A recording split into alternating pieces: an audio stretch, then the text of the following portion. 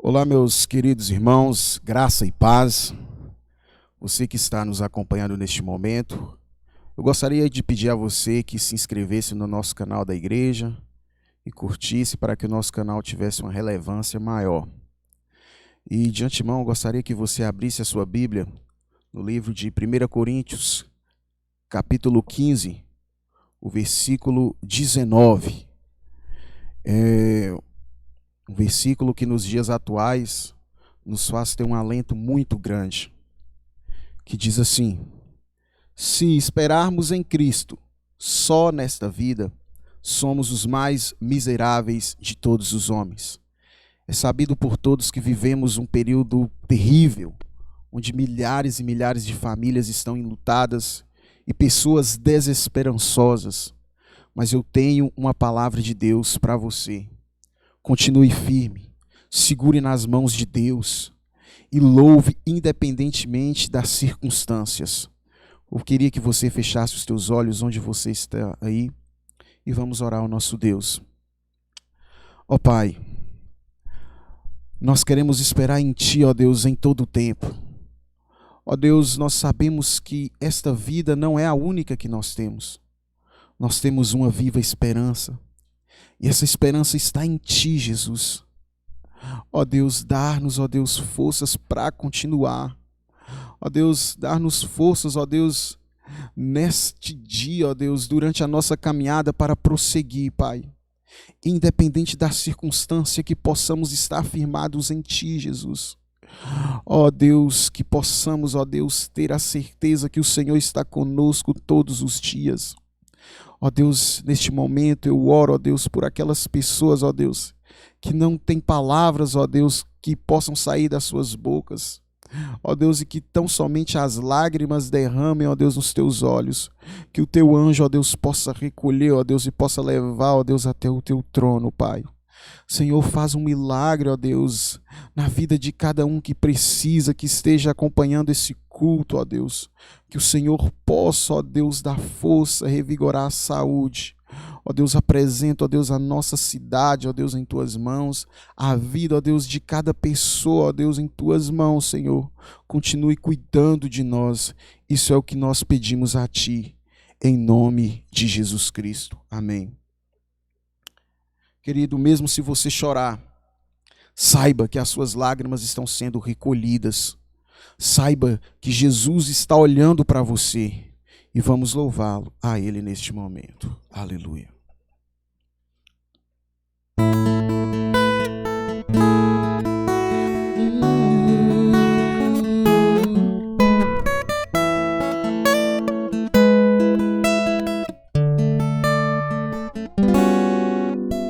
Meu Jesus maravilhoso és, minha inspiração a prosseguir.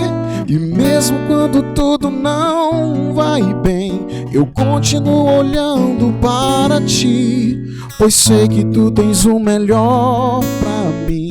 Há um segredo no Teu coração, ó, dai-me forças para continuar, guardando a promessa em oração. Firme, ó Deus, está o meu coração, firme nas promessas do Senhor. Eu continuo olhando para Ti, e assim eu sei que posso prosseguir. E mesmo quando eu chorar, as minhas lágrimas serão para regar a minha fé e consolar meu coração. Pois os que choram aos pés da cruz, clamando em nome de Jesus, alcançará de Ti, Senhor, misericórdia, graça e luz.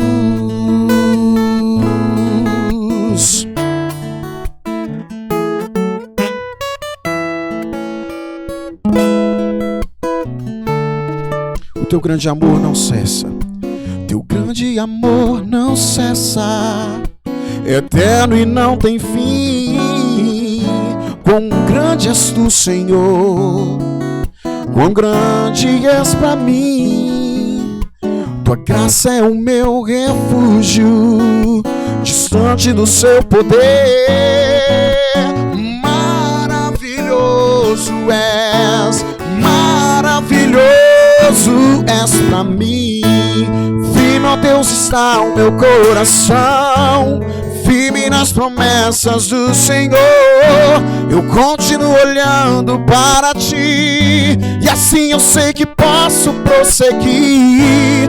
E mesmo quando eu chorar, as minhas lágrimas serão para regar minha fé e consolar meu coração.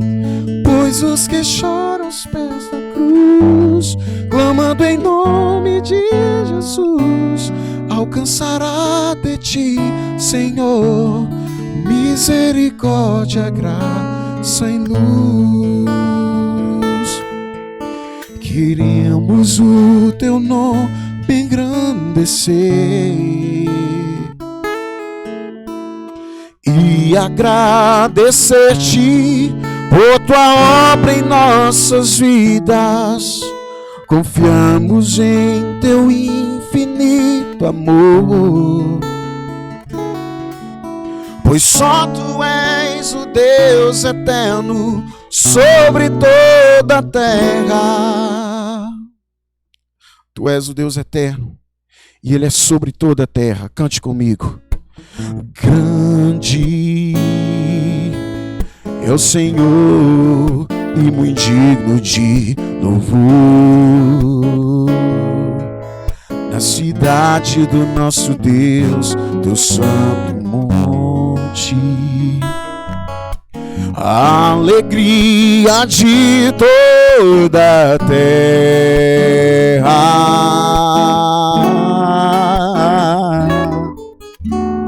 Grande é o Senhor em quem nós temos a vitória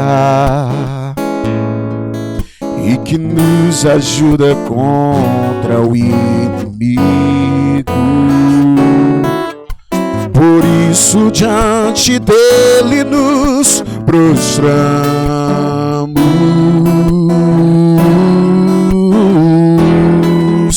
Queremos o teu nome engrandecer e agradecer-te por tua obra em nossas vidas. Confiamos em teu infinito amor, pois só tu és o Deus eterno sobre toda a terra.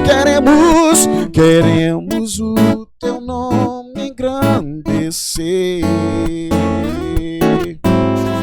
e agradecer-te por tua obra em nossas vidas. Confiamos em teu infinito amor, pois só tu és o Deus eterno sobre toda a terra. Porque grande és tu, maravilhas fazes tu, não há outro igual a ti. Não há outro igual a ti. Porque grande és tu, maravilhas fazes tu, não há outro igual a ti. Não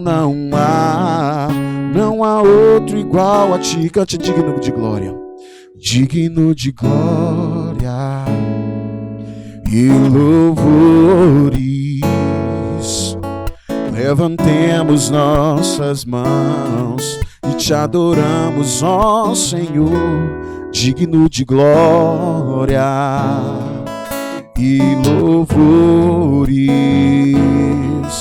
Levantemos nossas mãos e te adoramos, ó Senhor, porque grande és tu, maravilhas fazes tu, não há outro igual a ti. Não há outro igual a ti, porque grande és tu, maravilhas fazes tu, não há outro igual a ti. não há outro igual a ti, Senhor.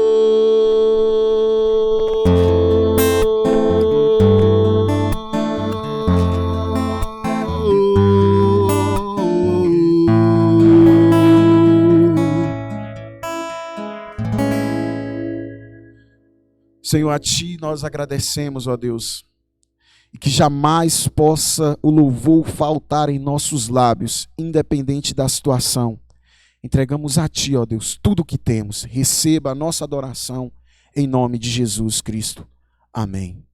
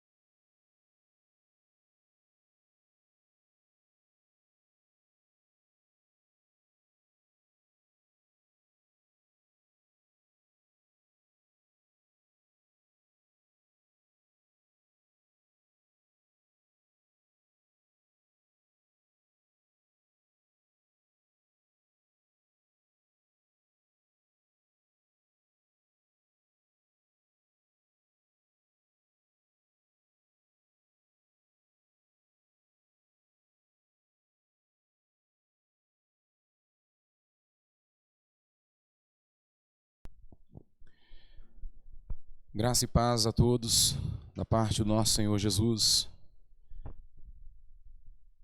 Neste momento nós vamos pedir a sua atenção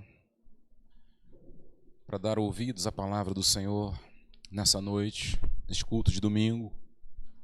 Voltamos a operar online por segurança, mas não pode ser diferente para nós.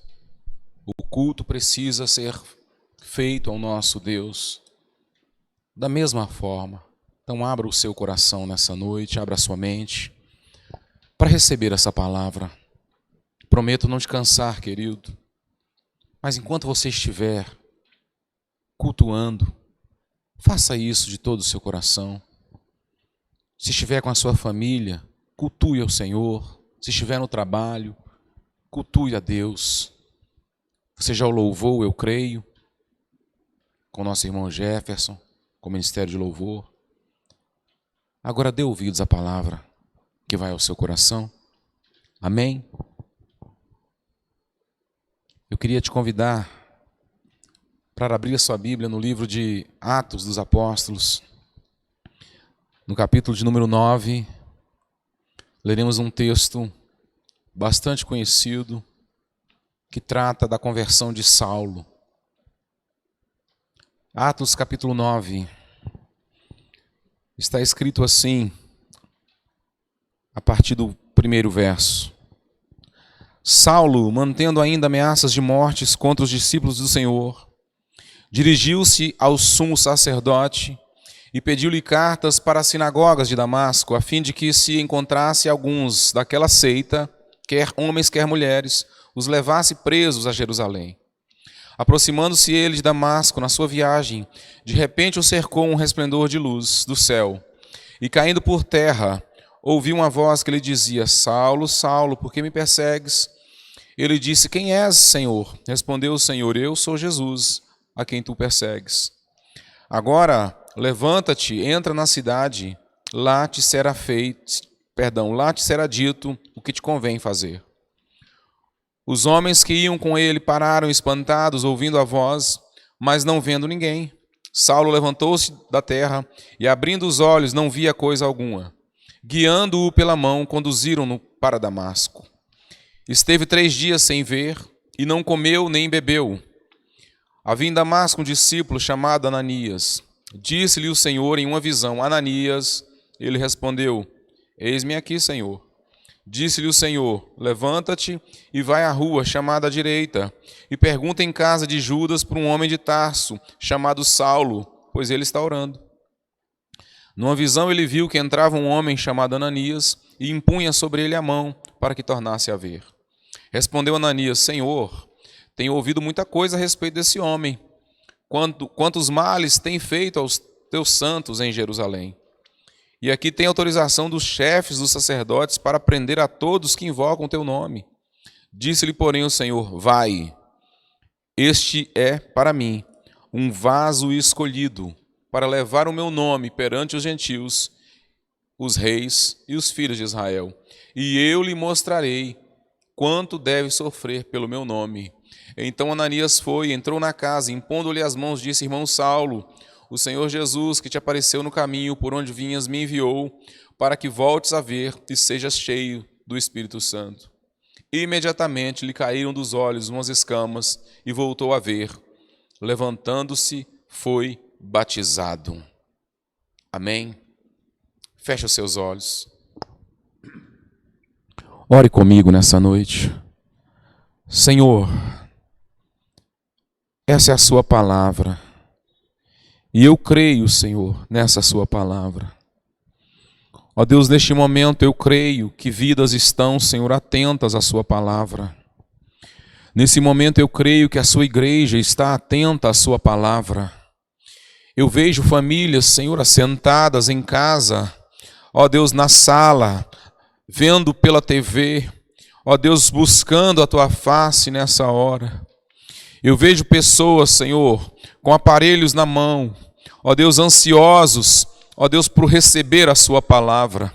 Crentes, Senhor, que essa palavra vai fazer efeito na vida delas. Eu vejo pessoas, Senhor, muitas vezes no trabalho, ó Deus, que pararam agora e estão dando atenção à sua palavra.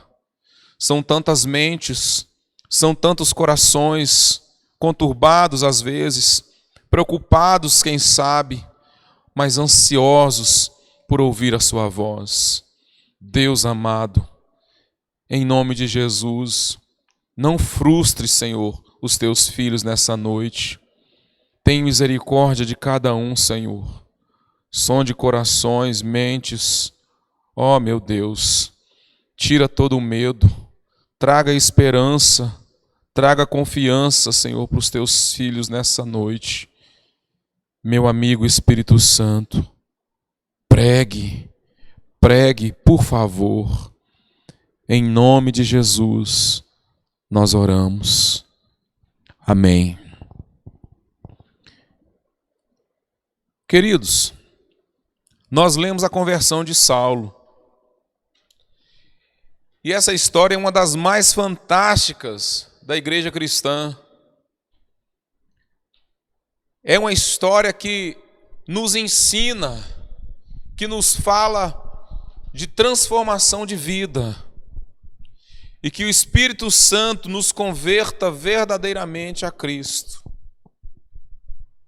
A história da conversão de Saulo, ela precisa ser dividida em 3 partes.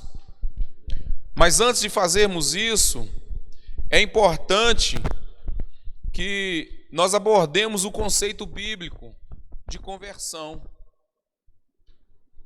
Porque uma palavra sinônima para conversão em português é arrependimento. E em nossa cultura, arrependimento é geralmente entendido como remorso ou grande tristeza. Porém, não é esse o significado exato dessa palavra no contexto bíblico. A palavra arrependimento, no Novo Testamento, ela é usada para traduzir a palavra grega metanoia, que quer dizer mudança de mente, mudança de atitude. É isso então, mudança de mente, mudança de atitude, que caracteriza arrependimento, mudança de atitude.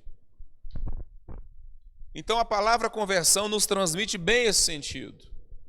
No trânsito, por exemplo, conversão tem a ver com mudança de direção, você sabe. Você que dirige, você que pilota, você sabe disso. Então, a palavra conversão, que já entendemos ser uma mudança de direção, de atitude, é empreendida por uma pessoa em sua vida. A pessoa empreende essa conversão. Ela faz essa conversão. Se é assim, então nós podemos dizer que a conversão é um processo que passa por 3 etapas. E é isso que eu queria meditar com você nessa noite. 3 etapas. O antes da conversão, o depois da conversão, o antes da conversão, a conversão em si e depois da conversão. Exatamente o que aconteceu com Saulo. 3 momentos distintos, né? Saulo, o perseguidor da igreja. Saulo se encontrando com Jesus. E Saulo, depois Paulo, né? O proclamador do evangelho. Eu vou repetir. 3 momentos distintos. Saulo, o perseguidor da igreja. Depois o encontro de Saulo com Jesus. E a seguir, Saulo, o proclamador do evangelho. Amém? Eu espero que você esteja entendendo. A palavra é importante. Ela será breve. Mas vamos a ela então. Saulo, o perseguidor da igreja. Né? Nós falamos 3 partes. Essa é a primeira. Saulo, o perseguidor da igreja. Aí você precisa ir comigo lá no início do texto que nós lemos, né? Verso 1. Saulo ainda respirava ameaças de morte contra os discípulos do Senhor. Nós já sabemos que Saulo de Tarso foi um dos maiores perseguidores da igreja primitiva. No mesmo livro de Atos, no capítulo anterior, capítulo 8, diz que Saulo esteve presente no apedrejamento de Estevão, consentindo com a morte de Estevão, testemunhando a morte de Estevão, um santo do Senhor, apedrejado injustamente, e Saulo estava lá na roda, vendo aquilo. Pois você volta lá e vê no capítulo 8. Além disso, o mesmo capítulo 8 diz que Saulo devastava a igreja, que ele ia de casa em casa, arrastava homens e mulheres e os lançava na prisão. Esse era o Saulo, um raio-x dele. Nós estamos falando de Saulo, perseguidor da igreja. Nesse texto que nós lemos, volta comigo no verso 1, a Bíblia diz assim: Saulo respirava ameaças de morte contra os discípulos do Senhor. O que é que eu entendo? Eu entendo que a razão de viver, ele respirava ameaças de morte, a razão de viver de Saulo era perseguir a igreja. É isso que dava sentido à vida dele. Ele foi doutrinado assim, o ensinaram a ser assim. Então, ele vivia para fazer isso. Numa exposição bem lúcida, bem clara para você entender. Tendo isso em vista, Saulo planejou ir a Damasco para procurar cristãos para prender. Olha só. Ele saiu, ele planejou ir para outro lugar com ordens legais para procurar cristãos, homens e mulheres que serviam a Deus, para poder prender, para levar para a prisão e, consequentemente, serem mortos. Esse era Saulo, antes de Jesus. Isso nos leva, então, a te fazer uma pergunta nessa noite. Quem era você antes de sua conversão a Cristo Jesus? Quem você era antes da sua conversão, antes da sua mudança de vida, antes da sua mudança de direção? O que você fazia? Como você vivia?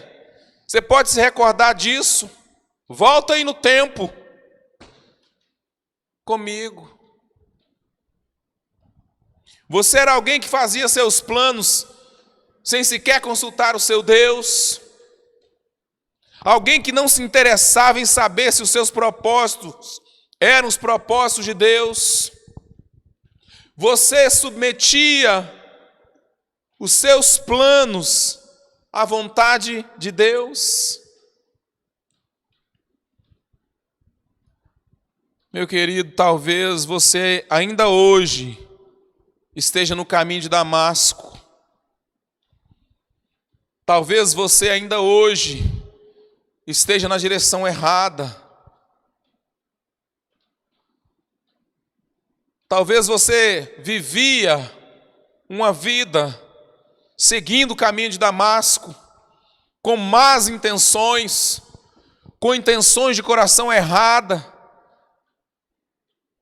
acreditando que estava fazendo a coisa certa. Talvez você idolatrava, talvez você traía, talvez você mentia, talvez você era falso, não sei. Você pode responder a você mesmo nessa noite. Mas eu quero te falar uma coisa. Quando você vivia assim, ou se ainda vive, não sei, a qualquer momento saiba, você poderá se deparar com a luz de Jesus, que é capaz de mudar os seus propósitos. Sabe por quê? Porque os planos de Jesus são planos de vida, os planos de Deus são planos de bênçãos, de vitória, de convocação para o seu ministério, de atuação dentro do seu reino. E quais são os seus? Quais são os seus propósitos? Você já perguntou a Deus se Ele aprova? Você já perguntou a Deus se Ele está de acordo? Quem era você antes do encontro com Jesus? E vou mais longe. Como está você? Como é que está essa mente aí? Como é que está esse coração? Olha, Deus mudou os propósitos de Saulo e, consequentemente, mudou a sua postura em relação aos seus planos. A postura dele era prender cristãos, mas de repente ele se encontra com Jesus, que muda totalmente os planos dele.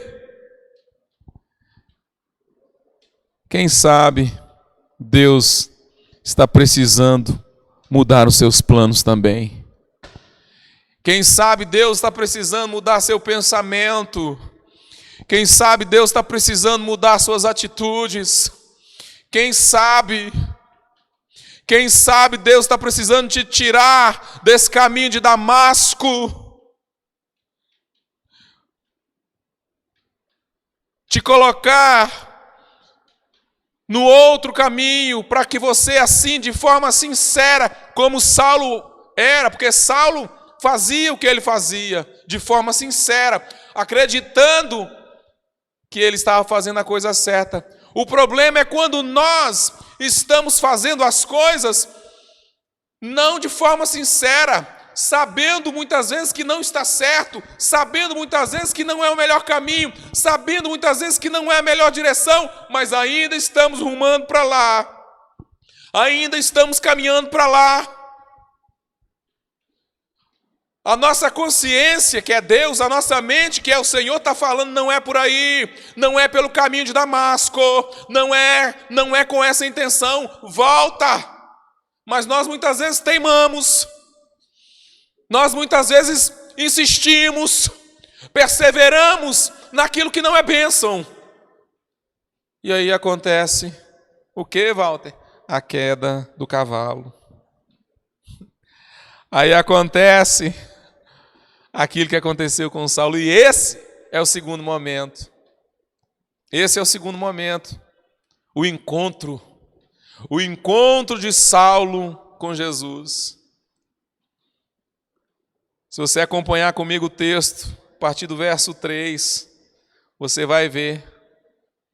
Aproximando-se ele de Damasco na sua viagem, de repente o cercou um resplendor de luz do céu. Olha que interessante. E caindo por terra, ouviu uma voz.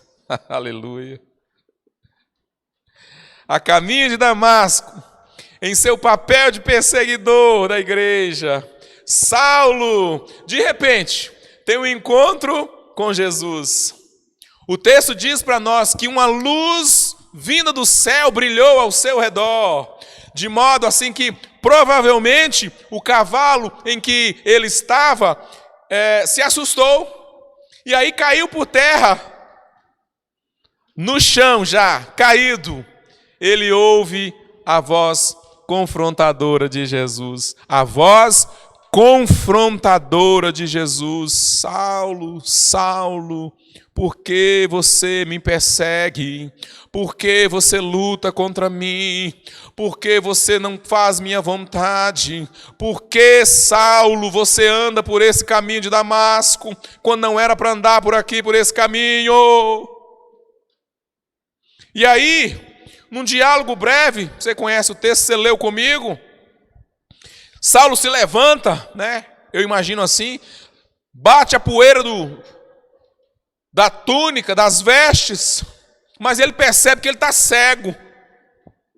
Aí, por estar cego, ele precisou ser conduzido por outras pessoas, onde ele ficou ali sem comer e sem beber, cego.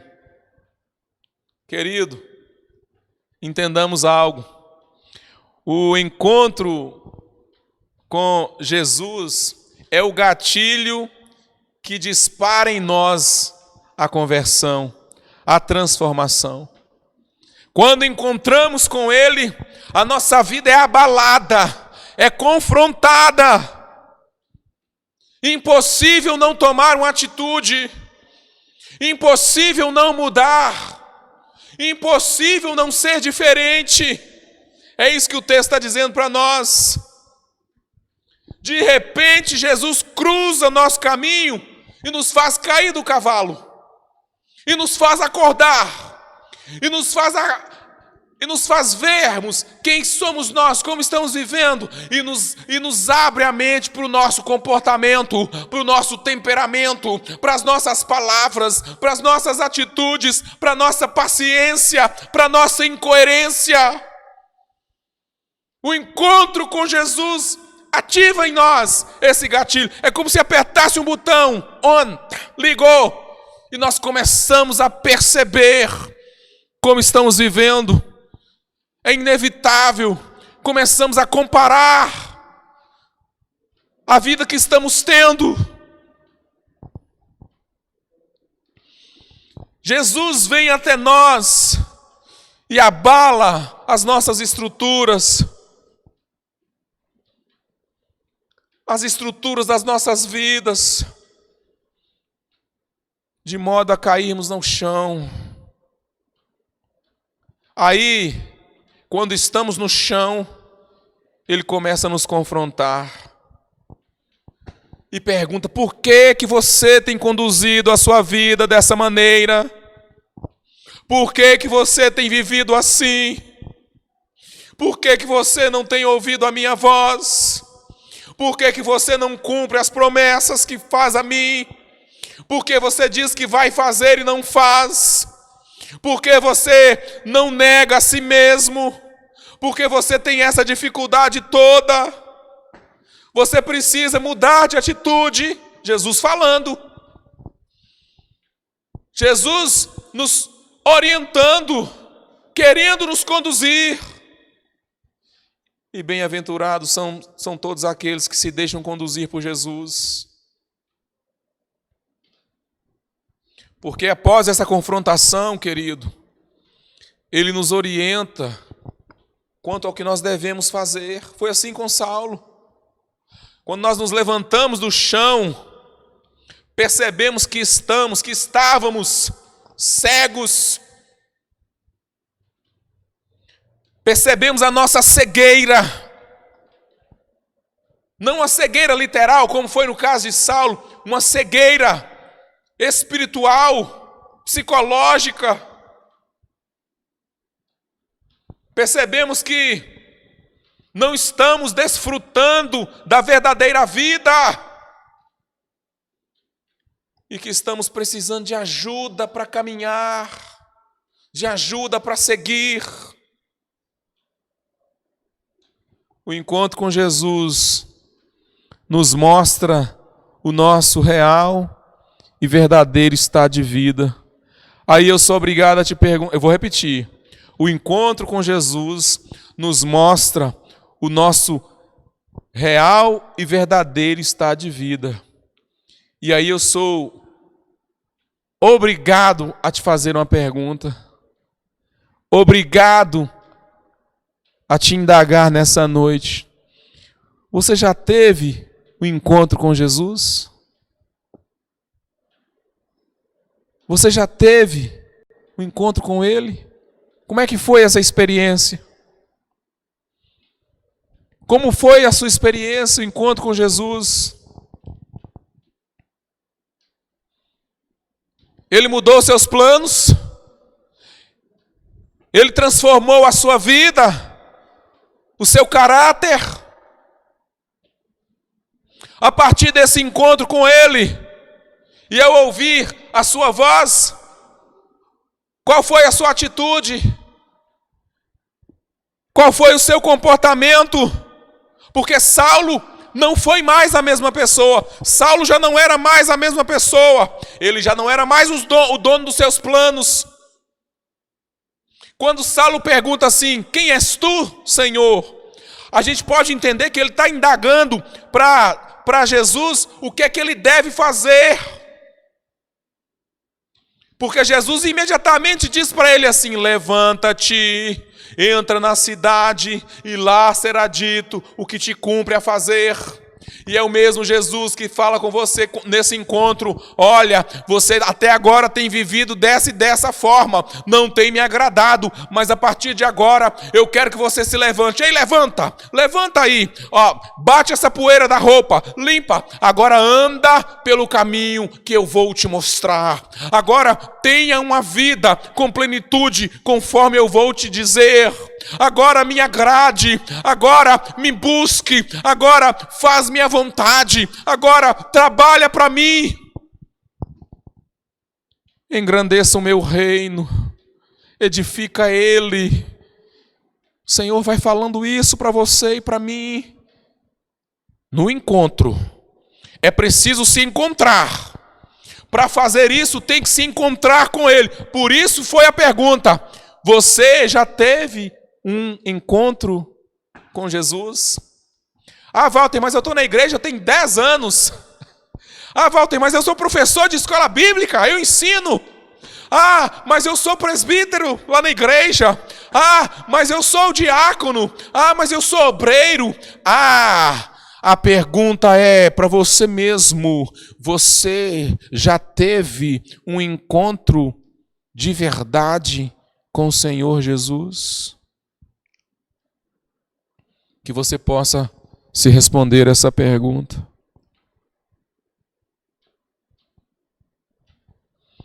Quantas vezes Jesus tem falado ao seu coração, mas você não tem dado ouvido à voz dele? Não é assim? Quantas vezes você sabe que está no caminho de Damasco? Você sabe que está fazendo algo que não agrada, mas não dá ouvido à voz do Senhor. O terceiro e último momento dessa palavra é agora Saulo, o proclamador do Evangelho. O que é isso, Walter? Saulo transformado, Saulo mudado, Saulo, uma nova criatura, um novo homem. Se você for comigo no verso 10 em diante, nós lemos, não vou ler, só vou te lembrar. A palavra diz assim, ó, que o Senhor mandou que o discípulo Ananias fosse ter com Saulo. E eu vou abrir um parênteses. Quando Ananias recebe essa incumbência, ele já aponta logo: Senhor, o senhor tem certeza? Eu já falei isso aqui antes e vou repetir. Senhor, o senhor está certo? É esse mesmo? Por quê? Porque eu tenho ouvido falar dele. Eu tenho ouvido falar que ele é um homem que faz isso, que persegue cristãos para matar, para prender, ele é assim, ele é assado. Eu tenho ouvido falar dele. Eu tenho ouvido, Senhor, que ele vai na igreja, mas ele não é crente de verdade. Eu tenho ouvido, Senhor, que ele até levanta a mão, mas ele não tem compromisso contigo. Eu tenho ouvido falar, Senhor, que ele mente. Eu tenho ouvido falar, Senhor, que ela é prostituta. Eu tenho ouvido falar que ele é enganador, que ele é desonesto, que ele leva vantagem devida. Eu tenho ouvido tudo isso, Senhor. É esse mesmo. E a resposta de Deus para esse moço é tremenda, porque ele fala assim: é esse mesmo, vai, não discute não, não acusa não, para de preconceito, para de rótulo. Por quê? Porque para mim eu sou do coração e ele para mim é vaso escolhido. Eu vou usá-lo para fazer uma grande transformação. Eu vou usá-lo na minha obra. E é isso que Deus está falando com você. Nesse parênteses que eu abri. Não importa. Não importa o que você já foi. Não importa até o que você viveu. A partir do encontro com Jesus. Encontro verdadeiro. Ou você para Ele é vaso escolhido. Aleluia. E o discípulo vai. Saulo recebe a visita dele, enviado por ordem do Senhor. Enviado por ordem do Senhor. Mediante a palavra de Deus, Ananias vai a Saulo, cura ele da cegueira e batizam nas águas. E essa parte eu gosto muito, querido, porque ela fala que após o encontro com Jesus, Saulo deixa de ser perseguidor da igreja para se tornar o proclamador do evangelho. Ele deixa de ser o maior perseguidor para se tornar o maior perseguido. Isso é uma real e verdadeira conversão. Que é isso, Walter? É aquele que andava por um caminho ou encontrou-se com a verdade e por isso saiu daquele caminho e foi para o caminho correto. É aquele que enganava ou encontrou-se com Jesus. A partir de hoje, a honestidade vai pautar suas ações. Ou aquele que tinha 3, 4 mulheres, encontrou-se com Jesus e a partir de então vai valorizar a sua família, a esposa que Deus lhe deu. Ou é aquele que não respeitava os pais e o pai e a mãe, que os chamava de quadrado, que eu tapava o ouvido para não os ouvir. Encontrou-se com Jesus, e por isso agora os ama, os honra, os ouve, os obedece. É o efeito do encontro com Jesus, a transformação de vida.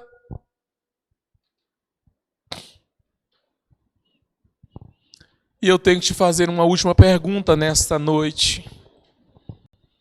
Quem você é hoje, depois de sua conversão a Cristo? Eu vou repetir. Quem é você hoje, depois da sua conversão a Cristo? A partir do momento da sua conversão, Jesus já passou a ser o Senhor da sua vida? Já? Ele rege o seu caminho, os seus passos. Você senta com Ele e pergunta: Senhor, o que eu devo fazer? Senhor, esse namoro é da sua vontade, é bênção? Senhor, eu devo pedi-lo em casamento? Senhor, esse trabalho para mim é bênção? Ou ele vai fazer com que eu me afaste do Senhor? Ou esse trabalho vai fazer com que eu não te louve mais, com que eu não vá mais na igreja? Quem é você depois de sua conversão a Cristo? E eu tenho que te dizer que os primeiros momentos são duros. Cai no chão, fica cego, perde sua própria identidade e passa a ser conduzido por outros, como foi com Saulo.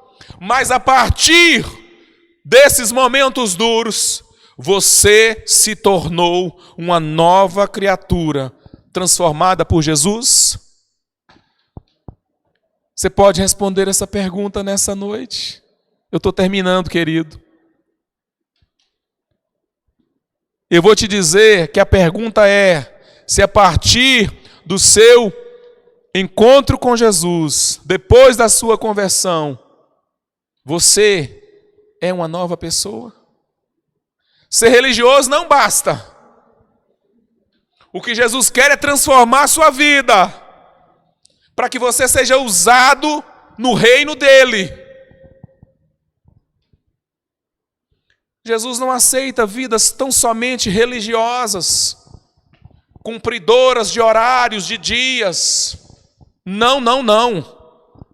Isso é até bonito. Eu diria que tem até a sua importância, mas Jesus não se convence com isso.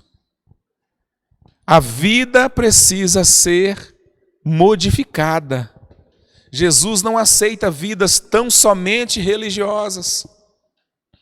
Ele quer vidas transformadas, vidas que tenham passado pela experiência da mudança, vidas que deixem Jesus ser o Senhor delas. Ele é o seu Senhor? Ele é o seu Senhor? Aí na sua casa, você teve um encontro com Ele? Ele é o seu Senhor? Aí no seu trabalho? Ele é o seu Senhor quando você está no trânsito dirigindo e alguém à sua frente ou atrás de você ou ao seu lado faz uma besteira? Ele é o seu Senhor? Você teve a sua vida verdadeiramente transformada por Ele?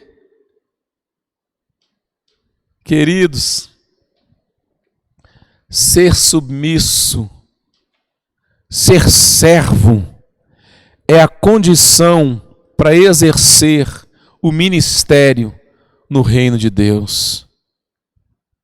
Então deixa Deus mudar a sua vida, deixa. Já que você teve um encontro com Ele, deixa Ele mudar a sua vida. Olha,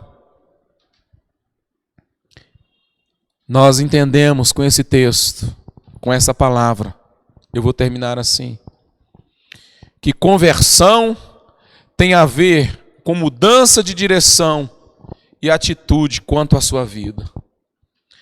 Entendemos que a conversão é um processo de 3 etapas. Quais são? Antes dela, a conversão em si, e depois da conversão,